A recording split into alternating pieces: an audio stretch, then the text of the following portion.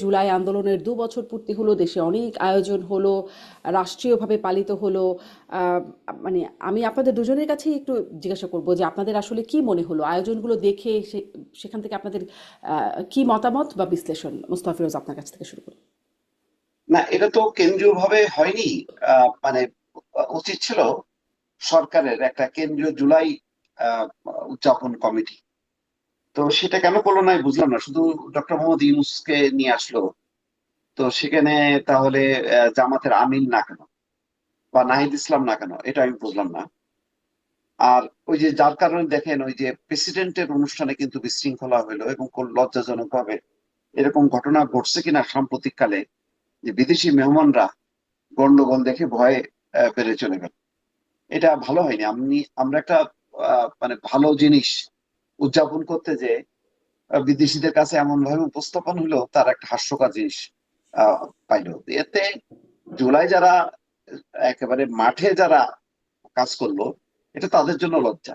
আমরা দূর থেকে যারা একটা নিয়মতান্ত্রিক সরকার, একটা নির্বাচনের জন্য দীর্ঘদিন থেকে আহ, আহ, বলছিলাম, বলতে বলতে এটা নানাভাবে নিপীড়নের শিকার হইলাম, নিগ্রহ হইলাম, চাকরি হারাইলাম, আমরাও কষ্ট পাইলাম। যে এটা কি ধরনের একটা এলোমেলো প্রতিষ্ঠান, মানে উদযাপন হলো। সবচেয়ে বড় কথা হলো এই যে গণভবনে জুলাই স্মৃতি জাদুঘর, এটা দরকারই ছিল না। এইটা ইউনূস সাহেব তখন একটা শেখ হাসিনার প্রতি তার একটা মানসিক আহ, ইয়ের থেকে, হিংসা থেকে সেটা করছে। এটা জাদুঘরকে জুলাই, মুক্তিযোদ্ধা এবং জাতীয় জাদুঘর মিলায় ওখানে একটা পূর্ণাঙ্গ জাদুঘর করলে ওই জাদুঘরে কেউ যায় না। অথচ ওইটাই হচ্ছে সবচেয়ে ব্যয়বহুল এবং সরকারি খরচে একটা এবং কেন্দ্রে একেবারে।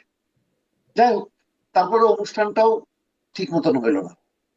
ফলে এটা দিয়ে খুব একটা ভালো অনুষ্ঠান হয়েছে এটা বলা যাবে না। এখন জুলাইয়ের কৃতিত্ব নিয়ে তো দেখছেন, এর মূল কারণ হলো যে জামাত মনে করে তারা করছে, হুম। আর এই এনসিপি মনে করে যে তাদের আহ্বানে সাড়া দিছে। যে বলে না যে আপনারা তো 15 বছরে বালুর ট্রাকও সরাতে পারলেন হুম। না, হুম। হুম।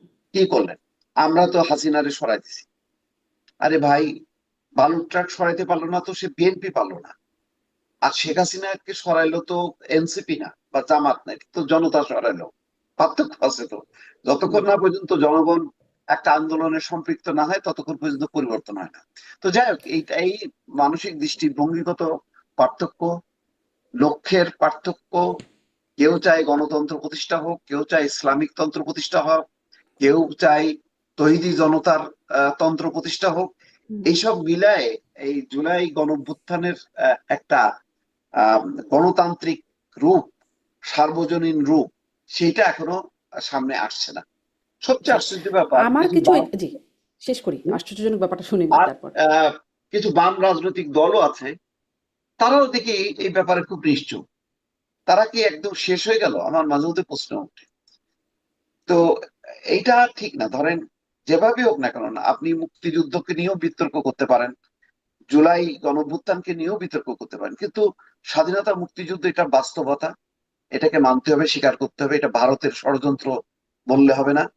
আবার হুম। জুলাই গণঅভ্যুত্থানকে এটা উগ্রবাদী জঙ্গিদের ষড়যন্ত্র এটা বললেও চলবে না।